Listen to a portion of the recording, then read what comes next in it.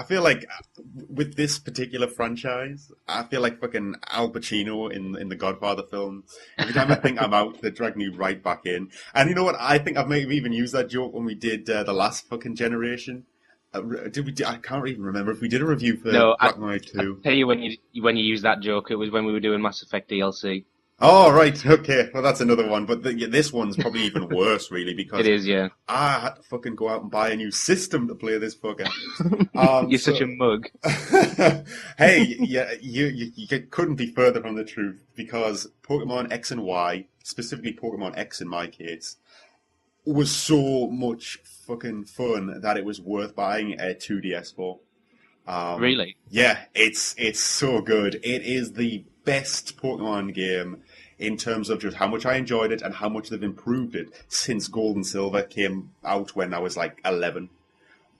So Wow. it Big was, praise from the start. yeah, man, this was great. I feel like I'm reverting back to my childhood.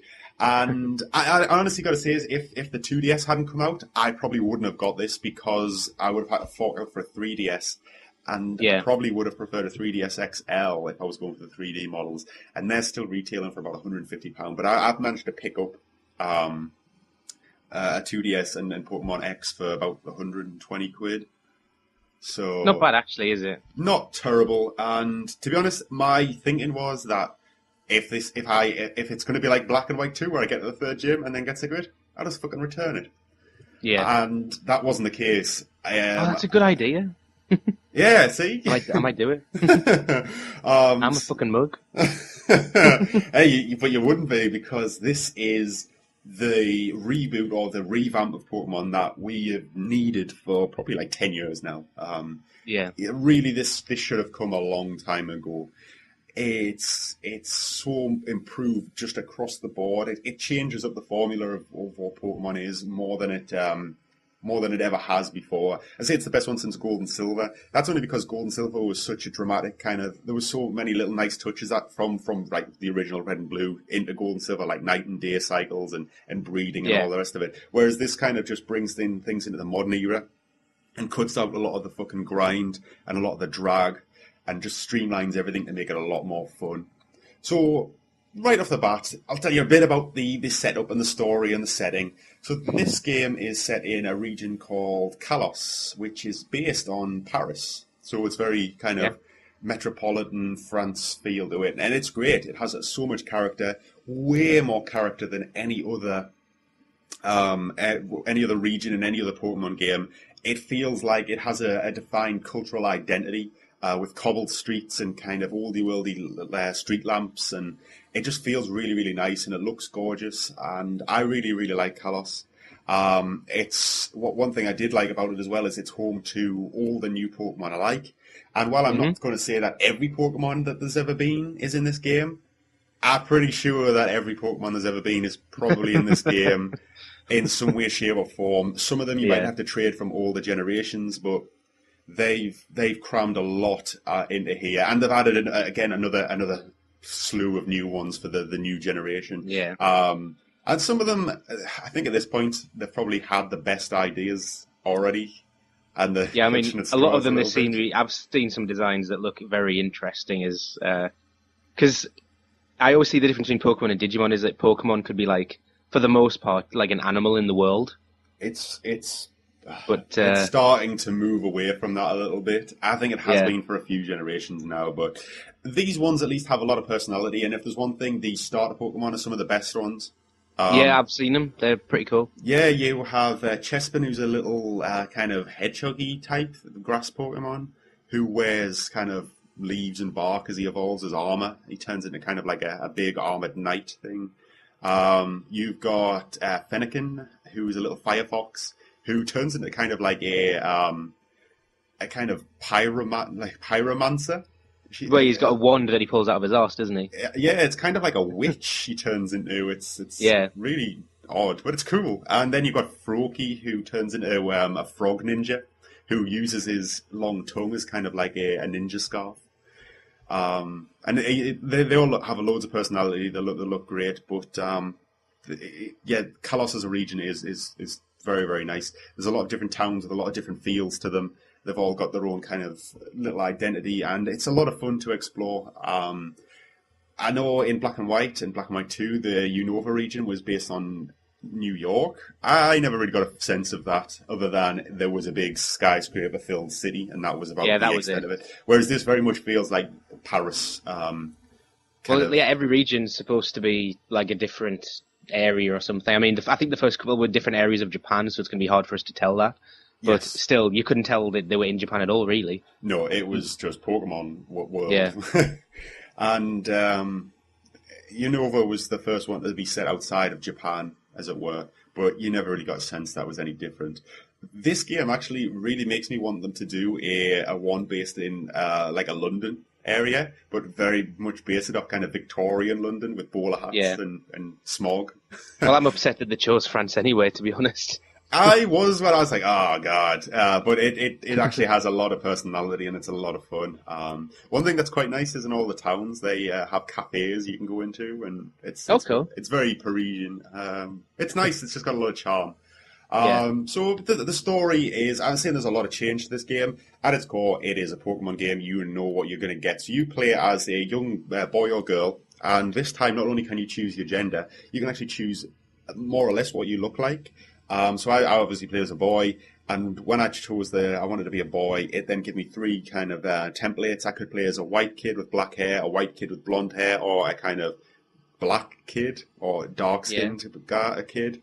So that was nice. It gives you a bit more choice over what you look like. You get to create a character who represents you more than just the standard, this is your character, or where you go.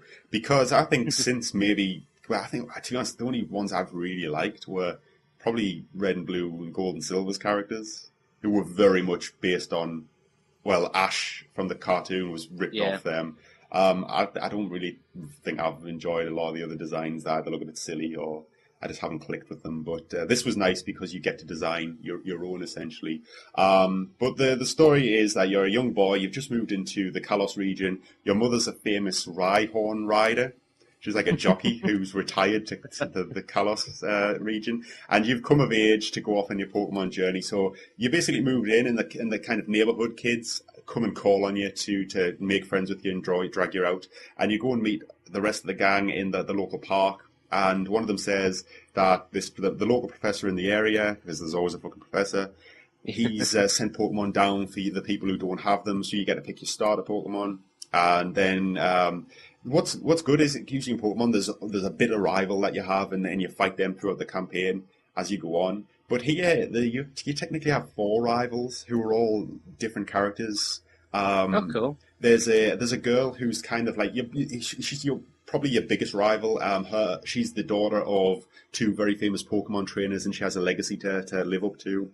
So she's your kind of hardcore rival, but she's still your friend. She's not like this dick who just shows up to like fight you all the time. I'm really pissed off when Gary just keeps rocking around. Oh god, Gary! Fuck off, Gary! And the kid from Red and Gold and Silver. He was even worse. He stole his Pokemon. He was a bad kid.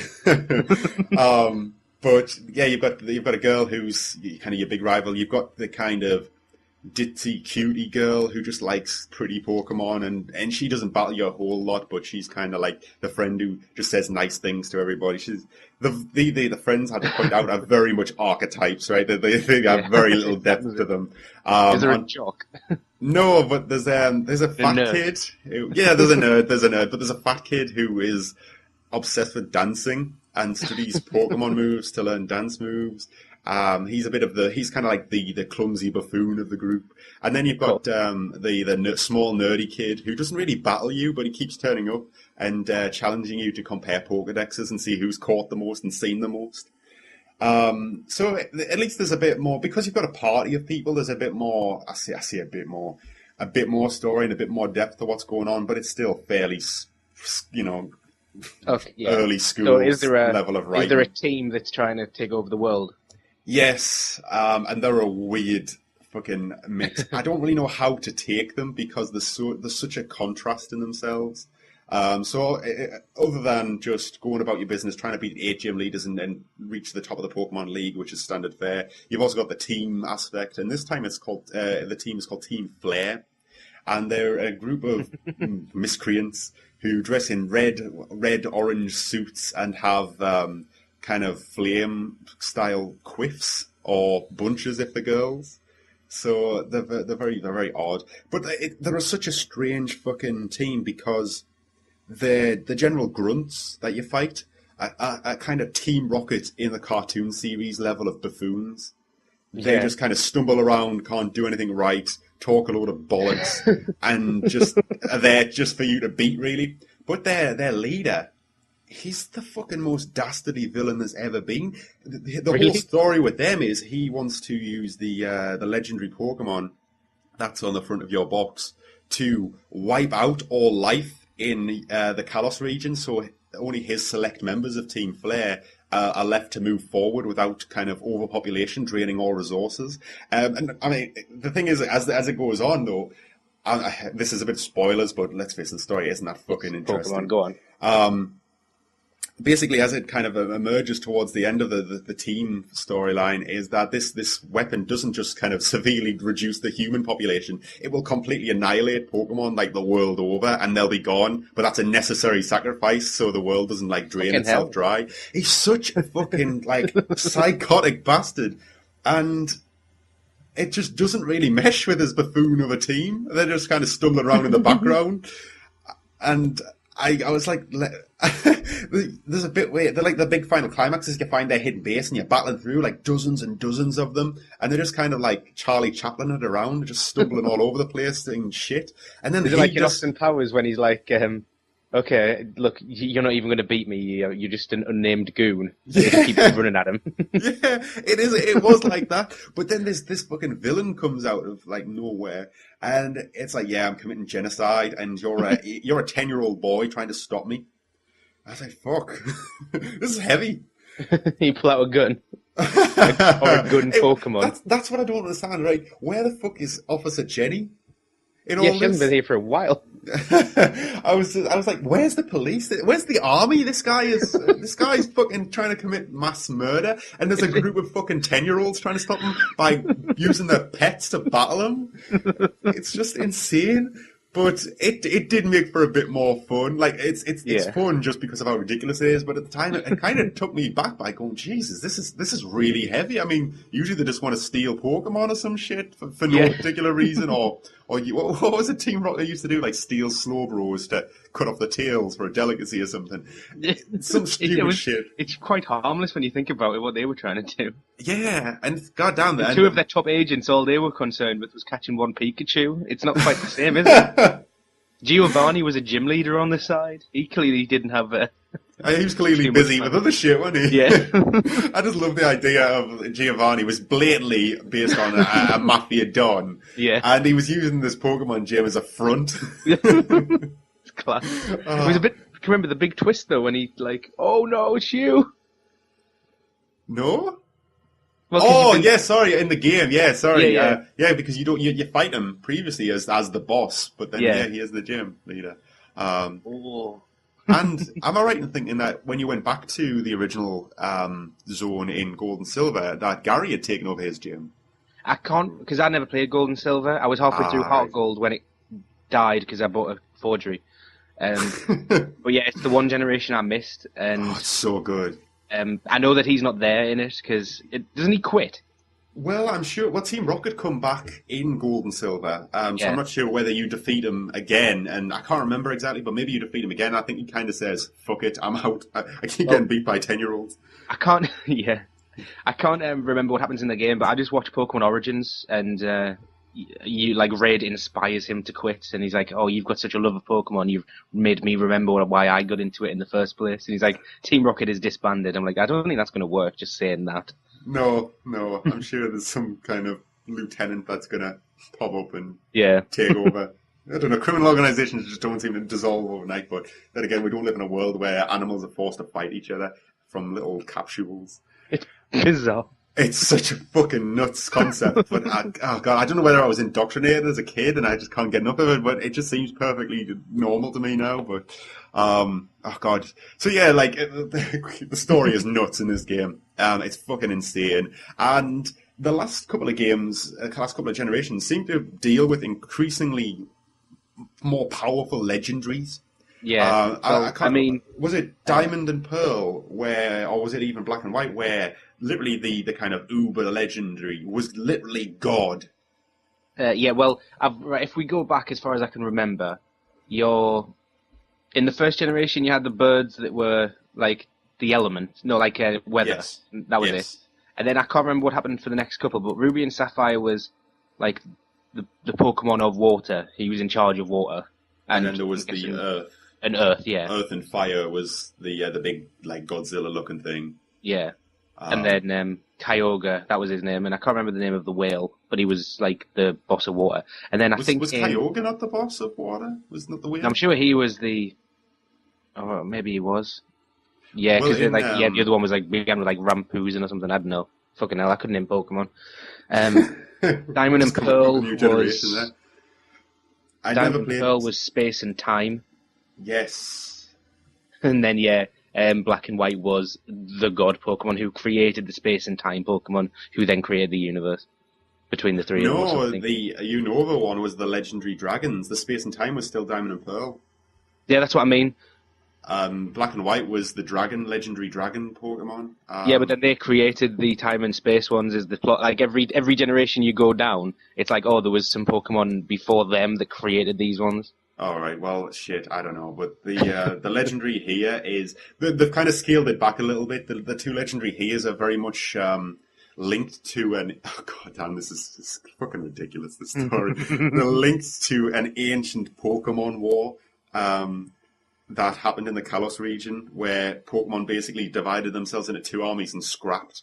And I don't really know much about Yveltal. I think that's what the Y Pokemon is. I think he's the kind of destruction Pokemon.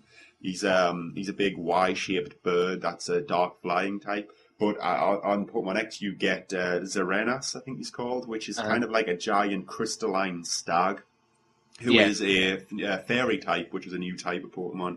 And he's kind of the giver of life. So they're kind of like life and death, the representation. Oh, right. That is scaled back a bit then. It is a bit. And they seem very much localized legends to Kalos. There's not like any kind of globalization of their impact. Yeah, I quite like that because it makes the whole thing seem more believable. Yeah, it's okay. I think the storyline with Team Flare maybe changes a bit depending on what version you're going to use. I think that if you've got X like me, they use Xeranas to power their Doomsday weapon to try and wipe out all of Earth, all of life on whatever the world's called in Pokemon. And I think if you play Y, they'll try and use the Yveltal, the big bird. But I think that's literally the only difference. And there'll maybe a little change in location where the final showdown occurs. But yeah, the storyline's crazy. It's normal Pokemon, but with this really kind of schizophrenic team who are complete bumbling idiots one moment and complete schizophrenic psychopaths the next. Yeah, it's fun. It's different enough that it felt fresh while very much being typical Pokemon. But one of the big changes for this particular game is that it's had a complete graphical overhaul, like a complete revamp. Surprised we haven't mentioned it yet. Yeah, well, I'm trying to keep some structure to this so I don't miss anything out, because there's quite a lot to fucking take in on a Pokemon game. They're a lot more complex than what you think they are, because there's a quite robust like database system running in the background. Yeah, it's very so many variables that it takes into account each time. And if you get into competitive Pokemon training, it's hardcore, man. Yeah. But the graphics in this game are lovely. It's fully 3D, fully rendered for the first time, so the overworld is still kind of bird's eye view, but now you can actually move on an 8-directional grid, so you can actually move diagonally. You're not limited to left, right, up, and down. Oh, wow. It sounds like a minor change, but it feels so liberating after fucking like 15 years. It must feel a lot more fluid because you can probably take the shortest route and stuff as well. And it does. It's strange when you first get it, but it very much suits the kind of analog nub. Like I wouldn't say it's a stick, but it's a weird slider on the 2DS to kind of emulate an analog stick. But it's great, just being able to walk wherever you like. It feels very, very fluid. But the overworld looks great. As I say, the improved graphics very much allow Kalos to have that Parisian feel, that sense of culture and it looks nice. It's very very pretty. It keeps itself quite cartoony to keep its art style. So it very much looks like a Pokemon game. It just looks very much more modern. But I think the real treat is the new fully rendered battles. You have Yeah, they look sweet. yeah, Like, they use models that look like they're the Pokemon just have been ripped from the anime. It looks so nice. because And I've seen the graphics from the overworld, and if I'm the day that Nintendo released that like fully RPG for a console, like Oblivion style, but with Pokemon, that's the day I'll buy it. And I wasn't. I'm impressed because it's on a handheld and it looks so good and it's so different to the previous ones. But the battles is what I thought looked like absolutely amazing. It was like they look better than Pokemon Stadium do. well, yeah, they do. They look like they're pulled straight from the anime. They look gorgeous. They're very detailed. They're very true to the kind of art style. The attacks are all animated and they look nice. They're not fucking amazing, but it's so much closer to what you imagined when you were a kid playing Pokemon Red and Blue. Like when you do tackle, the Pokemon in front of you just doesn't like move It 4 doesn't just pixels like to the right. edge. It actually runs over and like tackles the other one, and they'll get shot, and they flinch and hurt, and are fully animated, and they've got a lot of personality. So just some of the way these Pokemon move gives them so much more personality. I mentioned the Frog Ninja Pokemon. That is some really cool stances it does, and when it does moves, it does pulls little poses and stuff. It just looks so much better. And we also talked about the Fennekin, the Firefox evolutions, who has a wand he stores in his tail. It's just every time he does an attack, he pulls it out and like waves it like a magic wand. It just looks really fun, and it's got a lot of personality. And it's one thing that I fucking loved about this new graphics is you get to see your old favourites coming back to life. Cool, yeah. And seeing them for the first time as they should look. It was great. This game looks gorgeous, and it's impressive that they've kind of fully rendered every attack and every Pokemon in 3D. As I say, there's, as far as I'm aware, there's the vast majority of Pokemon that there's ever been in this game. So it's impressive that they've actually rendered a model for each of them and then fully animated them. Yeah, that is like because what we're up to like 700 or something. Oh, I have And no we're not idea. saying they're all there, but there must be more than 500 in this game. There is a healthy representation from every generation, as well as the new generation. Yeah. It's impressive. It is very impressive. But I mentioned before I'm playing on a 2DS, so I don't have any 3D capabilities. But that's fine for me. I'm not bothered about 3D capabilities. But I've under the impression that the 3D is pretty limited in this game anyway. It doesn't affect the overworld at all. It's all in Yeah. 2D, and it only runs when you're in battles. And a bit of a downside is I'm under the impression that it can actually kill the frame rate.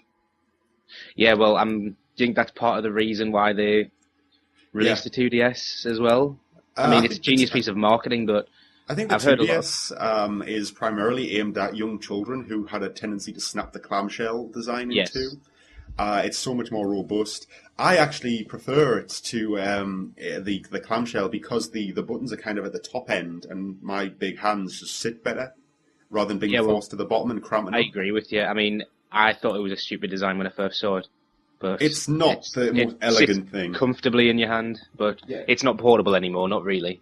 It fits in my pocket, but I am like a 6'3" bloke. So I've got big pockets. Yeah.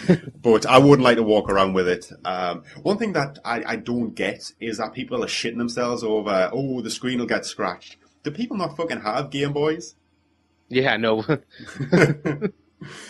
So I wouldn't worry about that. Nintendo Do you know what? know how The to only make thing I don't like is flat-faced that consoles. when it's on the foldy ones, on the clamshell ones, I get the reason why the screens are different sizes, but it really just bugs me that they're both sitting there and could they not have just made one slightly bigger to match it? Yeah, it's the same. It's the same on this one. The touchscreen is smaller, and I must say with the 2DS, it's like a mini 2DS review. The 2DS is running on the same screen size as the 3DS, not the 3DS XL. So you don't get the big screen, but you also don't get the extra pixelation. So it's a trade-off. It does make. Oh, yeah. I just wanted to play Pokemon. I may well pick up some of the 3DS games, but I'll Do be you have perfectly honest. Does it have Wi-Fi? So can you download Can you Yes, get like? yes. Cool. It's one thing actually. That my DS Lite didn't run on modern Wi-Fi encryption, so it's refreshing to actually have a Nintendo handheld that can connect to the internet fairly easily. But I'm going to touch on the online options for the Pokemon because there are a lot here. But yeah, the 2DS is fine for this game. You're not going to be missing out playing on that. But I'm sure it looks perfectly alright on a 3DS or 3DS XL as well. Now, this is I think we touched on it before. This is a very Pokemon in general is a very simple to play. It's kind of shallow on the surface, deep underneath. Yeah. It's if you just want to sit there and hammer through the story mode and get to the top of the Pokemon League and then put it down and never play it again, it'll take you quite a long time, but it's never going to challenge you. As long as you have a basic concept of what types are good against which other ones, you can get through fairly easily. Let me put it this way: I'm now at a point where I've kind of just finished the Pokemon League, and I never lost a single battle. I came close. You never fainted. I've never fainted because, God. You almost get really stressed about the Pokemon battles if they faint when the whole team gets knocked out. But I never thought about that before. Yeah, so it's fun, but it's not exactly challenging. But there is a lot here under the hood if you want to get into it. But in terms of gameplay, this is they've done so much to tweak it that it's so much better than it has been for years. I played Black and White and Black and White 2, and I never got past the third. I got past the third gym and put them down. Never inspired to pick it back up again. Wasted my money really.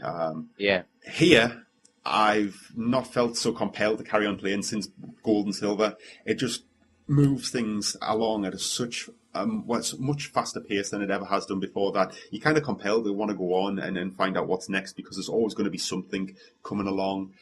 So there's no really slow burning standard Pokemon intro to this game. Normally your mother wakes you up, you go and talk to a professor, you get your starter Pokemon, you go out into the wilderness and catch your first Pokemon under the supervision of some fucker. Here it's similar, but I would say that process in the older games would take anywhere between 15 minutes and 15 minutes and half an hour. Yeah. Here, you are out on your own, doing your own shit within about 5 minutes with your first Pokemon in hand. That's pretty cool. It's really fast. It's kind of like, get up, you're out of bed, I'm your mum, I'm a Rhyhorn racer, get the fuck out of my house, the kids are here. Hi, we're the kids in the neighbourhood. Who are you? What's your name? All right then, here's your starter Pokemon, because we just give Pokemon to new kids on the block. Let's go on our adventure. And in a kind of clever move, they have placed the professor in the second town. So you've actually got to go out into the world to even get to him. And what's even better is that not only will you be encouraged to catch loads of Pokemon on the way to the professor, he gives you a second starter Pokemon when you get to him. Yeah. And not only is it just a starter, it's one of the original starters. So you get to choose from Squirtle, Charmander, and Bulbasaur. And, oh god, it was so good. And I must admit, this is the first a Pokemon game that I played where I've actually ended up benching my starter in favor of new Pokemon. Not only because you get old cool ones, but there's other reasons. But the early game is very, very fast paced, and it's within the first 2 hours. I think it takes about 2 hours to actually get to the first gym and beat it, and that's fast. I would say normally it takes about 4 hours to get to the first gym, and you normally get to it and have to then grind a little bit to get a Pokemon type that'll beat them. Here, it's like straight through, you get your first gym badge, and it's almost like an extended tutorial, but because you're out in the world doing your adventure, it doesn't feel like it. Yeah, that's the best way to do a tutorial, isn't it, though? Yes. Tricks you, yeah. It's so much better and so more skillfully done than it ever has been. It is great, I enjoyed it, but after your first gym, it's kind of like, this is the game properly now. Yeah. And on the way out of the first town, you meet a character who gives you XP share, which has been an item that's been in all the Pokemon games in the past. It used to work that you would give a Pokemon XP share to hold, and they'd get a certain percentage of experience points if they fought in a battle or not. It used to be basically kind of like a way to level up shitty Pokemon at low levels when you were way above them. XP share now is almost like a party feature. It's almost like a mandatory feature in that it's the completely reworked how it works. So instead of being a kind of one-off item you get halfway through the game, you get it after your first gym, and you turn it on, and if your Pokemon fights in a battle, it gets 100% of the experience being awarded. And if it's in your party and doesn't do anything, it gets 50% regardless of what it does in the battle. So you're no longer you're no longer having to grind 6 different Pokemon separately.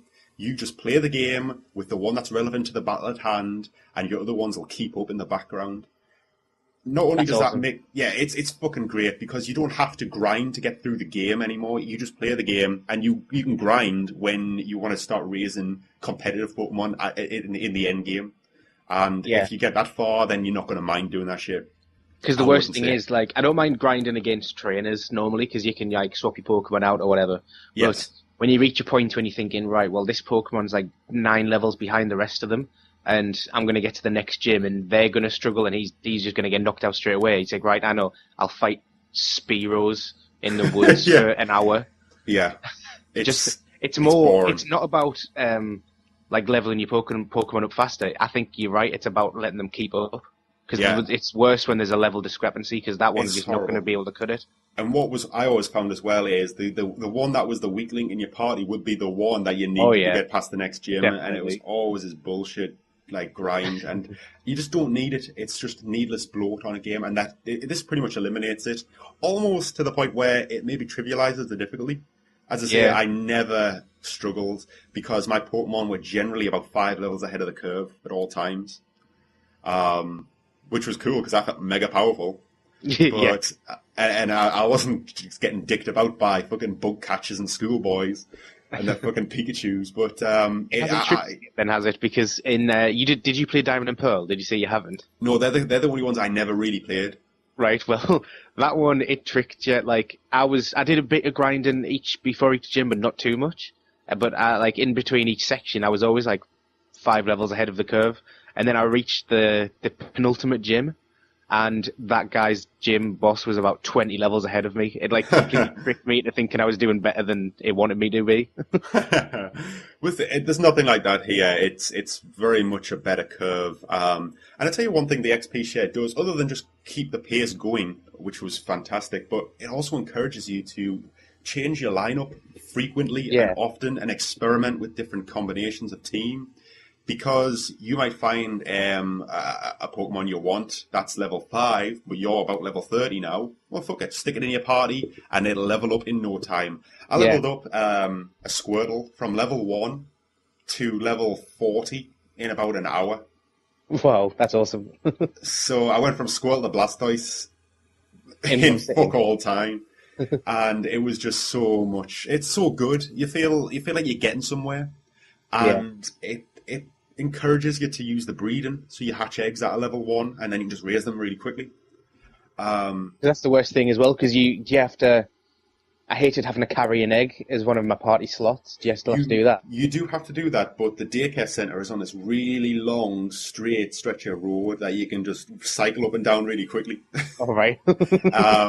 So it's almost as if they put that in there because they knew what people would do. Yeah.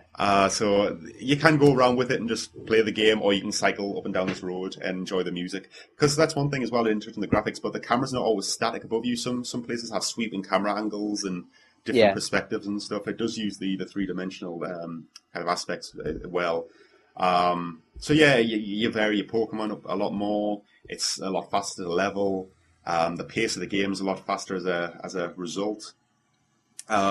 The amount of Pokemon you get thrown at you is very good. There's I've got my party's a real mix of. What have you got in your party? Because if I'm a Pokemon fan, that's what I want to know. At the moment, I think I'm running with Charizard, Blastoise, Umbreon, Ampharos. Yeah, he's cool. And Lucario. Oh yeah, I love Lucario. He's awesome. Is that 6?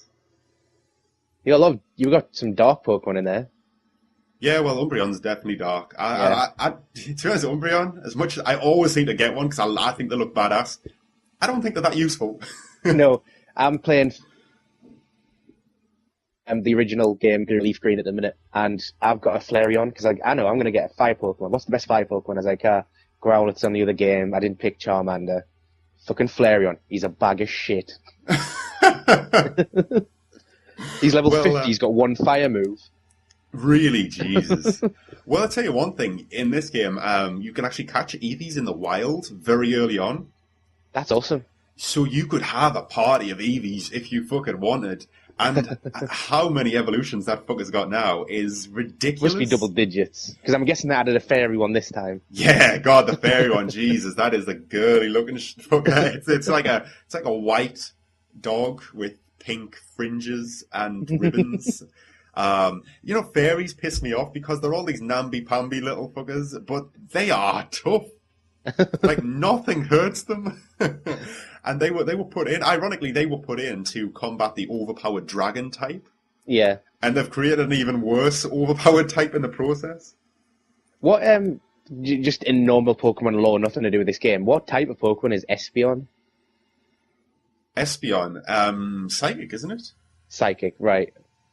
It just seemed, because they brought Umbreon and Espeon in together, I remember. And yeah, well, Eevee evolves into right. either one of them. Umbreon is if you evolve Eevee through happiness in the night, and Espeon is daytime. Happiness. That's it. But now you've got, I don't know the names, but you've got a grass variation, an ice variation, a fairy variation. You've got the classic lightning, fire, and water. I'm just trying to find it, because I've got a really good Pokedex app. Oh, yeah, your Pokedex is awesome. Not like yours. Jesus. There's a huge variation in different Pokemon, and there is the inclusion of something called Mega Evolutions now. Oh yeah, yeah, you kind of get introduced to it about around the time you're about squaring off against the 4th gym leader. And essentially, you get given a bracelet that you can use to activate certain stones to Mega Evolve Pokemon. So when I got Charmander, I got given a stone called Charizardite X, and I give it to Charmander to hold. And when he finally evolved into Charizard, during a match or during a battle, you can make that rock, that Charizardite X or whatever the hell it's called, interact with your bracelet, your Mega Ring as it's called, and Mega Evolve a Pokemon into kind of like this ultimate form. And it basically makes them super powered for a battle, and you can only Mega Evolve one Pokemon in a battle, and it basically just increases their stat. It can have a range of effects, actually. It generally makes them more powerful, but sometimes it can give them special abilities, change their types, just make them a bit more versatile, a bit more powerful. It's a nice touch, and some of the Mega Evolutions do look pretty good. And some Pokemon actually get multiple Mega Evolutions, like Charizard. There's 2 versions of Charizardite. There's X and Y, and guess which one you get per version. But that evolves him in 2 different ways. Charizardite X turns him like a black-coloured. He has these kind of frilly wings. He's got these bellowing... He's got like a blue flame mustache, and he's got horns on his shoulders. And I think it turns him into a dragon type as well as a fire type. Yeah, which makes sense, because he looks like a dragon. He's... I always thought he was half dragon, but apparently he's fly and fire, so I don't know. But...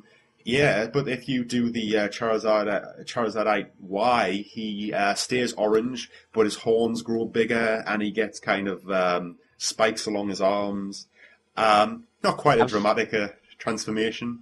It's still more dramatic than Venusaur's one, because there's just no difference there. Yeah, Venusaur kind of... He looks like Venusaur. Yeah, he just looks like a slightly bigger Venusaur. It isn't best. I love Blastoise though, because he's got like handguns on his arms now, doesn't he? And yeah, instead of 2 water cannons on his back, he gets 1 giant one and then 2 hand cannons as well to go fight with. He looks pretty badass as well. But Mega Evolution is pretty good. Sorry, go on. Which one? No, I'm just saying Mega Evolution as a feature is a nice little extra.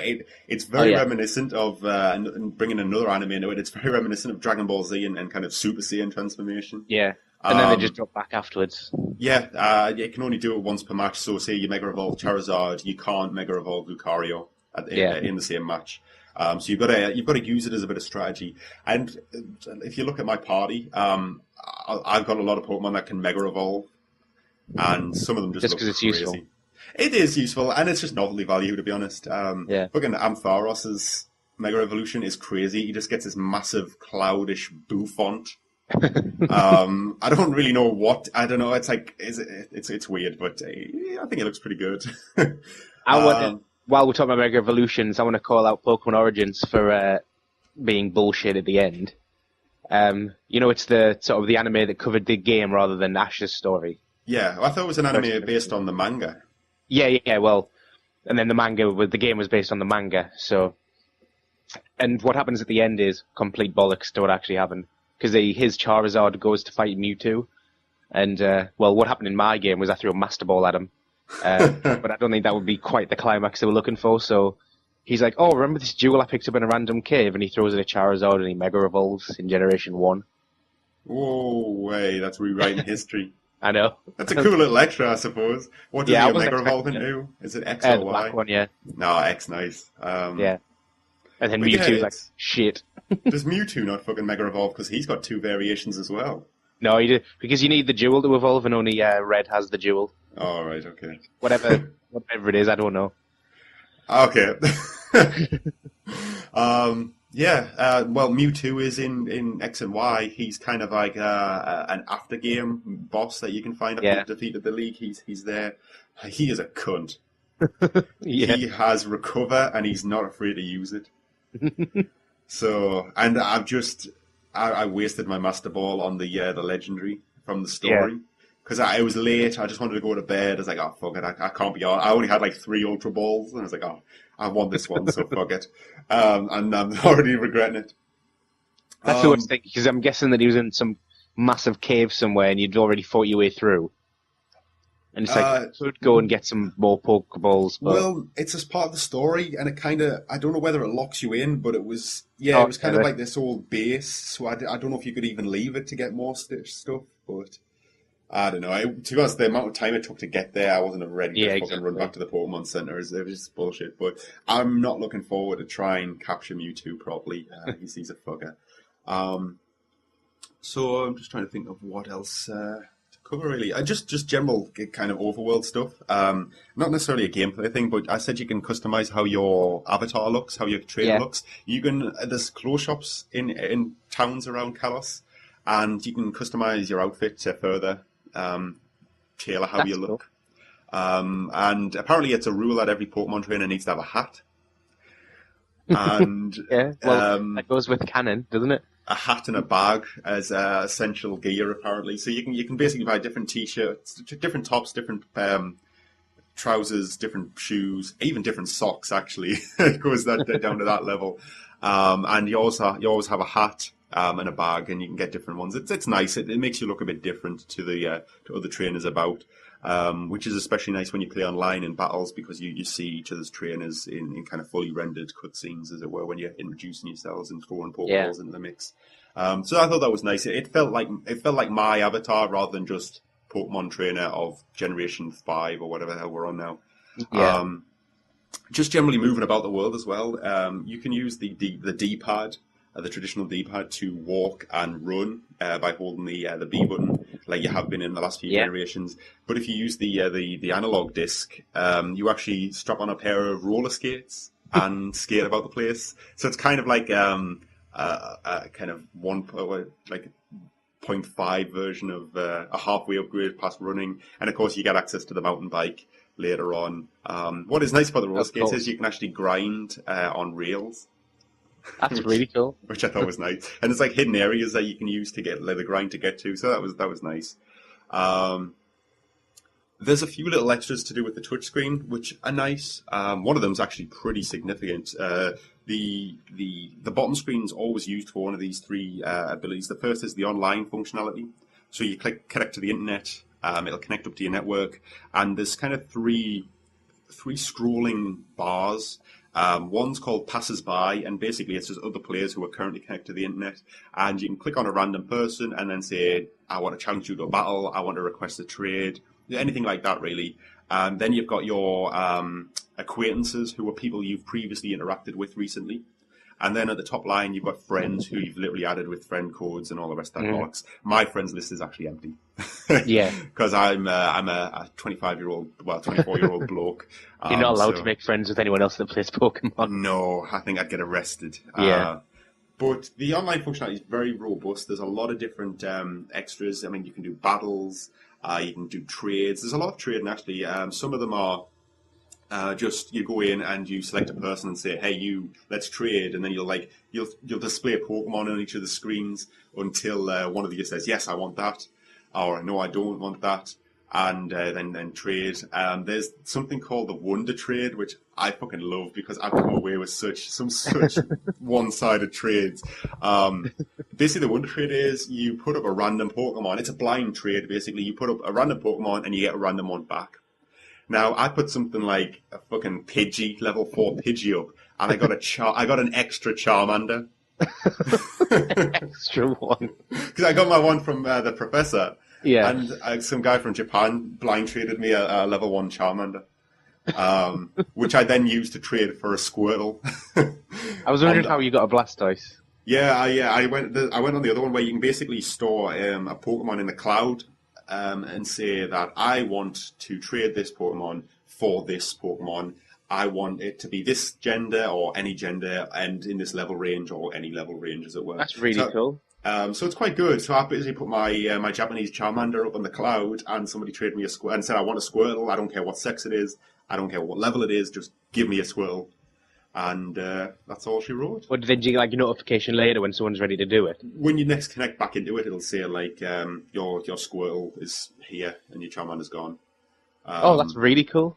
It's like so he did the trade while you weren't there. Yeah, you don't have to be there. It would be very messy otherwise. But in my experience, there's a lot of people see it like trading like obviously bred starters for legendaries. There's a lot of people wanting Xeranas, the Crystal Stag legendary. Yeah. Well, he looks cooler than the other one, doesn't he? Well, I don't know. I think Y is the more popular version. Well, I'd have bought Y, but then I'd have been like, X has a cooler Pokemon on it. Well, the reason I thought the Crystal Stag was a bit cooler than just a bird. I'm sick of bird legendaries, and the Stag's something new. So it's kind of breaks from type because I normally play the what I always consider the red version of the game, whereas the X version is blue, really.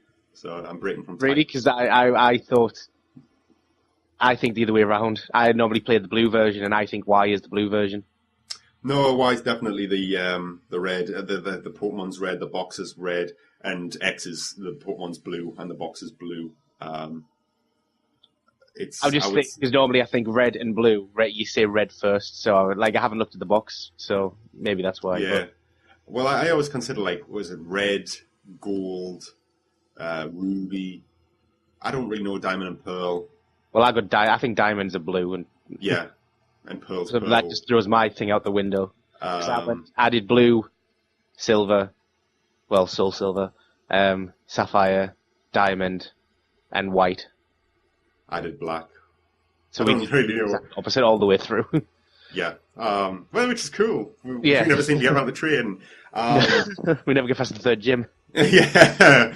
But yeah, the online is very robust here. There's something called O-Powers as well, which are basically little buffs you can give people, random people on the internet, that increase damage or defense or even the amount of money people win from matches. Basically, it's kind of just like help a stranger out. And the interesting thing is the more you use these buffs, the stronger they get, they level up. So it's a weird thing, and I've received a few, but not many. But it's just a nice little extra. So the online's very very robust, and you can have it ever present on the bottom screen while you're playing the game on the top screen, and people can just pop up and trade and battle you and all the rest of it. You don't no longer have to go to a Pokemon Center and fucking connect over link cable or some. I was going to ask. Yeah, you have to go like an internet cafe. No, it's if just it's France. Everywhere. It's everywhere. It's very, very good. In fact, you pretty much, as far as I'm aware, you have it from the moment the game kicks off. Yeah. So you can have your starter, level 5 starter, and go into online and start trading. So you can trade your level 5 starter for a level 4 Pidgey if you do. If you do what I you're doing it with Ben. Yeah. Oh, that's it. I've got a Pidgeot in my squad as well. Oh yeah, I thought you might have a flying one. You got fly. Yeah, he's my taxi basically. Yeah. But yeah, the online's very robust. There's another mode called Poker Ami, Poker Ami, Poker Friend, basically translated as it's in French, and it's kind of like Nintendogs but with Pokemon. Really? Yeah, you get to stroke your Pokemon. It's like a 3D. The 3D model gets rendered on screen. You get to stroke it and interact with it and feed it treats. It's not something I was particularly interested in. That sounds amazing. It's cute. It's got charm, and it what it does do. It's got charm, yeah. Jesus. Sorry. What it did do is it makes these Pokemon feel much more like pets and characters rather than just weapons you wheel out. Yeah. Which was nice. And the last kind of touch screen thing is something called Super Training. Now this is the biggest change because competitive Pokemon, God, how competitive is it? As if that's a thing when you're not in school anymore. Competitive Pokemon's been about something called EV training, and it's basically playing the game in such a way that you you basically maximize the amount of stat boosts you get per level. That's my understanding of it. I could be completely wrong. I've never competitively bred and trained Pokemon. I played the game for what it fucking was. But it was very hard to get into, and you had to know exactly what you were doing. Whereas the Super Training minigame, basically lets you play a little touch-based minigames to increase stats in the background and basically do the EV training through minigames rather than this really elaborate fucking... you've got to kill certain enemies to boost the right stats, weird metagame. It basically makes competitive Pokemon accessible for everybody. Yeah. And it's a big step forward if you want to get into it. So that is pretty sounds important change. It's going to make online competitive play a lot more interesting. Well, to be honest, what you just said to me about you have to kill the right enemies to increase the right stats, I didn't even realise that was a factor. So I'm going to have to... I'm going online once we get off here. Previously, it was something you really had to get into to competitively train, whereas this, you just play many games, increase the right stats, and away you go with it. It's great. So that is good. But just to kind of wrap up, I suppose, because I've been talking a fucking long time about this. I love Pokemon. It's such a deep game, though, when you get into it. But a few little extras. You get like double battles and team battles back, but there's something called Horde battles now, where it's just your single Pokemon against a horde of 5. All tag teaming your ass. Wild ones, or... Yeah, wild ones. Cool. So like 5, like in Pokemon Episode 1, where Pikachu fights all the Spearows. Yeah, basically. Some Pokemon are only available in hordes as well. All right. And you've got to catch them when they're in a horde. Yeah. You've got to basically whittle the horde down until there's one standing, and then capture that. Right. Cool thing. When I was looking for Flappy to evolve in Ampharos, yeah, they only attack in hordes. A horde of Flappy. So I got attacked by a horde of Flappy, and it's irritating though in a way because you have your go, and unless you've got a move that just smashes the whole horde in one go, you're hitting them one at a time, and every time they have a turn, your Pokemon's getting bitch slapped by 5 enemies. Yeah, it's like you can hit one of them once, and they can hit one of you 5 times. Yeah, so it does get a bit frustrating, but they're generally a lot lower level in hordes. So say you're in a level 20 area, hordes will probably be like level 10, maybe even lower. Are they called hordes? Because I would call it like a pack of Pokemon. It sounds it's horde battles. It makes them sound much more menacing. Yeah. But Flappy aren't that menacing, even when they're smiling. No. But yeah, that's a nice little addition. I can't really think of anything else off the top of my head. There's a lot of nice music in here. It's all classic Pokemon tunes, but they're kind of recorded into proper songs now rather than little chip tunes. Which they kind of lose some of the nostalgia, but they also don't grate on your fucking nerves after a while either. I'm much more inclined to listen to the music and play with the sound on rather than just muting it and hammering through it. That's good. It's a good game, and since I was a kid, I've not been so inclined to catch them all. It's just a lot of fun. You got to go catch them all now. Fuck that. I might actually play on it a bit tonight, just chipping away at it, but I don't think I could catch them all. I struggled as a child to finish the original Pokédex. Yeah, I did it. That's my challenge. Now, me and David are going at it. I even called my rival in the game, David, because I'm going to take him down. Yeah, I'm going to get all 151. That was my crown and glory. But now I have no idea what the total stands at. It's crazy. But I can imagine I may play it maybe longer than I otherwise would have because of the online functionality. I might even try my hand at maybe breeding a competitive ready Pokemon. Yeah, See what do the it. crack is. See if it actually stands. See what you can manage. But we'll see. It's certainly like what I said way back in the early part of the review or the talk is that if I didn't like this game, I would have just traded in my 2DS and got my money back or sent it back to the shop. I can honestly see me just keeping hold of my 2DS with Pokemon, and even if I put it down for 6 months, I can well see myself picking it back up and just carrying on. Yeah. Just chipping away at it now and again. It's a lot of fun. It's got a lot of charm, a lot of nostalgia, and there's not a lot really to say that's bad about it. There's some annoying quirks. The storyline's very typical, and the characters are really one-dimensional. But it's a Pokemon game. Who the fuck plays for story, man? Christ, Yeah. I'd never even watched the anime for story. I don't really know why I watched it. Did you watch Name That Pokemon? Yeah. Voltorb was a bitch. I know. Oh, what was it? It was either Voltorb or Electrode. You Yeah. could never tell which one it was going to be. For fuck's sake. But yeah, this is a really good effort. Is it worth buying a 2DS for? I probably will. I've got my money's worth. I've been playing for a long time on it now. Your mileage How many may hours have vary. you put into it? Oh, I would say it's well above 20.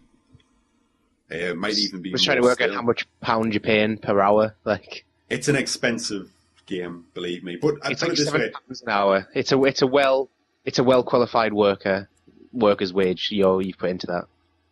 Yeah, it's I don't know whether it's worth it. I've enjoyed myself, and as I say, if you were just going to hammer through it and then get rid of it, probably not. But if you're going to be like me and kind of just keep hold of it and chip away at it now and again, I'll probably take it on holiday. Oh, I've just checked it out. I've played 27 hours. Wow, that's a lot. Yeah, and I've had it Pokemon like 2 game. weeks. I've had it like It's 2 weeks. though. so- It's a lot considering you haven't gotten bored yet. Yeah, I love it. I don't feel necessarily always compelled to play it, but Yeah. I'll put it down for maybe a day or two and then come back to it and just carry on playing. And it's just a lot of fun. I've enjoyed it. This has been my most enjoyed Pokemon game since Gold and Silver. And back in the day they came out, I had the added advantage of being part of their kind of target demographic. I wasn't just a old man with some nostalgia. And you know what? Fucking time to play it. I know. That's actually something. It is finding time to play it. I mean, between that and Diablo 3, Christ, I've not got much else done. So yeah, I wouldn't necessarily say go out and buy a 2DS or 3DS even, and just to play this. But Well, you've convinced me, it's and not necessarily a bad idea at the same time. But if you have got a 2DS, then yeah, this is a type of game that you should be fucking playing on a 2DS, 3DS. This is a kind of a top tier title for that platform. There's no reason you shouldn't be with this game. Do you want to give it a rating? Yeah, I'll give it a rating. I think I didn't want to necessarily give it a high because I feel like I feel like we just give things high ratings at the moment. But I can't help but I think this is an A. It didn't blow me away like Gold Star standard, but I can't really find a whole lot wrong with it. And I've had 27 hours of a game. I'm not really that bored. I'm not bored of it. And there's still plenty to do in the end game. Beyond like the kind of really hardcore stuff, there's there's new legendaries get opened up. There's a couple of post game quest lines open up. There's the breeding. There's the online portion of the game. Just the graphics in it make this game feel so much fresher. It's hard not to recommend it for. This is the best time to either get into the series as a newcomer or maybe revisit it if you haven't played one for a few generations. It certainly renewed my interest in it.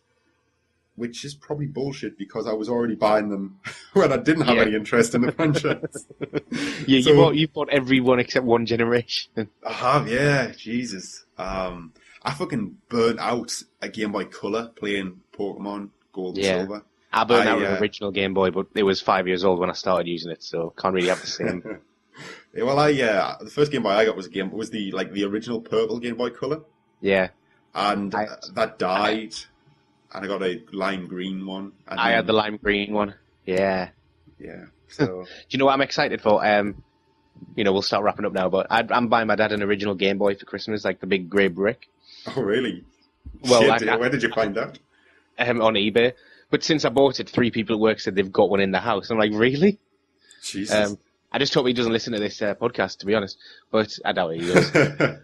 But I'm really excited for when it arrives, because I was complaining I didn't have any games on my DS. And my mum posted me down Pokemon Blue. She's like, I knew how much you loved this one. I was like, it doesn't fucking work. So, yeah, I'm getting the original Game Boy for my dad, and I'm going to plug that in and just have a look and, remember how many hours I used to spend in this and what it used to look like. I would love to see my original Pokemon Red cartridge and how many hours were on the clock. It would be fucking devastating. I'm going to see how many hours on the clock. I'm going to see what the team was when I left it. I'm guessing I had leveled up. You'll be thinking, why don't I have this Pokemon? Oh, right, because they didn't exist. Yeah. Where's that for us? Yeah, where's my fluffy horde? So yeah, this is an A. It's not necessarily a system seller, but I don't feel hard done by having bought a 2DS to play this. I'd say, in fact, if you were thinking about this game and you don't own any compatible systems, the 2DS might be a good option. It doesn't use 3D very much, and when it does, it hampers the performance. So I hear, at least, as I have not tested. And the 2DS is actually quite cheap in the UK, whereas 3DSs and 3DS XLs even more so are still reasonably expensive, to the point where you're probably better off just going and buying a Vita instead. Yeah. Whereas the 2DS is cheap enough that you can kind of justify it. But yeah, this is a solid A. It's the biggest revamp for Pokemon in fucking over a decade, and I couldn't be much happier with it. So yeah, I'm probably going off now. I'm probably going to have to go and catch them all. You have to keep us updated. Start a new blog. Oh God, no. Ben's Adventure blog. Ben's Poker Adventure. So yeah, I might just go and I might go and play with the Pokemon on the touch screen, or I'll do some shitty Wonder Trades, giving people fucking level 1 Caterpies for Mewtwo and shit. But yeah, it's good, so I'm happy with it. Yeah, well, go and get going, Ben. Catch him. Gotta catch them all.